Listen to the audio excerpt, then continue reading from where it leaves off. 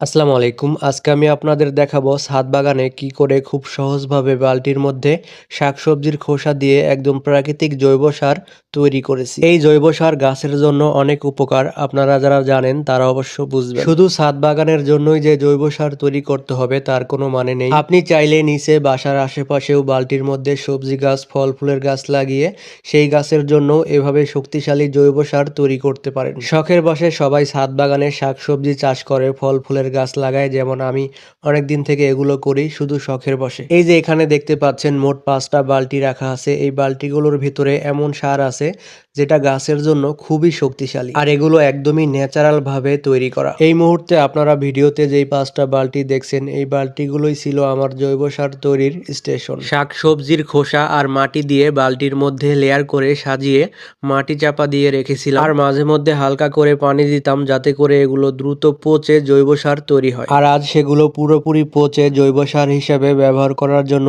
একদম পরিপূর্ণভাবে রেডি। এখন এই বালতিগুলো একে একে ঢেলে পচা জৈব সারগুলো হালকা রোদে শুকাবো। তারপরে দেখতে পাচ্ছেন মাঝখানে কিছু শসা, বেগুন আর টমেটো বীজ থেকে চারা তৈরি করেছি।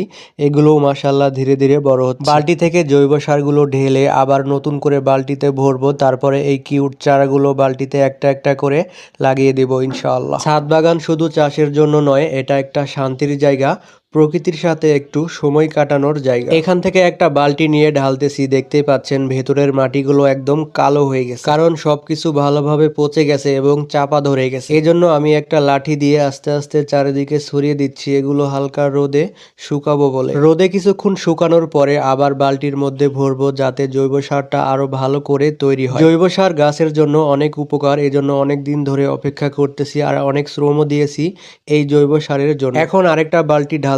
এই বালতিটা ঢালতে একটু সময় লেগে গিয়েছে, কারণ ভেতরে সবকিছু শক্ত হয়ে একদম চাপা ধরে গিয়েছে। আস্তে আস্তে উপরের অংশগুলো সরিয়ে তারপর ঢালতে পেরেছি। এরপর আবার লাঠি দিয়ে চারদিকে ছড়িয়ে দিচ্ছি যাতে কম সময়ের মধ্যে শুকায়। এই বালতির মাটি সরানোর সময় একটা জিনিস আমার চোখে পড়লো, যেটা লিটারেলি আমাকে ভাবিয়ে তুলেছে। বালতি থেকে মাটিগুলো ঢালার সময় দেখি বালতির একদম মাঝখান থেকে একটা গাছ বের হয়েছে। একটু চিন্তা করে দেখেন তো গাইস, এটা কিভাবে সম্ভব? সবকিছুই আল্লাহর ইচ্ছা। বালতির এত ভেতরে মাটির নিচে চাপা থাকা একটা বীজ থেকে গাছ বের হয়েছে, আর এটা ছিল মিষ্টি কুমড়ার গাছ। সুবহানাল্লাহ। এনিওয়ে, আর এখানে ছাদের এক কোনায় ডিমের খোসা শুকাতে দিয়ে রেখেছি। এই ডিমের খোসাগুলো আমি গুঁড়ো করে জৈব সারের সাথে মিক্স করে দেব, কারণ ডিমের খোসায় ক্যালসিয়াম থাকে যা গাছের জন্য খুবই উপকারী। এখানে একটা পলিথিনের মধ্যে অনেকগুলো শাকসবজির খোসা রেখেছিলাম, এগুলো এখন ঢেলে আলাদা আলাদা করতেছি। সবজির খোসা থেকে অন্যান্য আবর্জনা আলাদা করে সবজির খোসাগুলো একটা বোতলের মধ্যে ভরে গাছের জন্য তরল জৈব সার তৈরি করব। আর বাকি আবর্জনাগুলো বাসার পেছনে আমার ফিলিপাইনি আখের চারার গোড়ায় দিয়ে দেব। এগুলো দিলে ওইখানের মাটি অনেক শক্তিশালী হবে, অনেক উর্বর হবে। আর এই শাকসবজির খোসাগুলো আমি একটা বোতলের মধ্যে ভরে পানি দিয়ে ভিজিয়ে রাখবো। তারপর এই খোসাগুলো পচে যেই তরল পদার্থ বের হবে সেটাই হবে তরল জৈব সার। সবজি পচা পানি গাছের গোড়ায় দেব যাতে গাছ শক্তিশালী হয়, পাতা সবুজ থাকে এবং ফলনও ভালো হয়। এটাকে চাইলে একটা ডিজিটাল সিস্টেমও বললেও চলে, কম খরচে বেশি উপকার।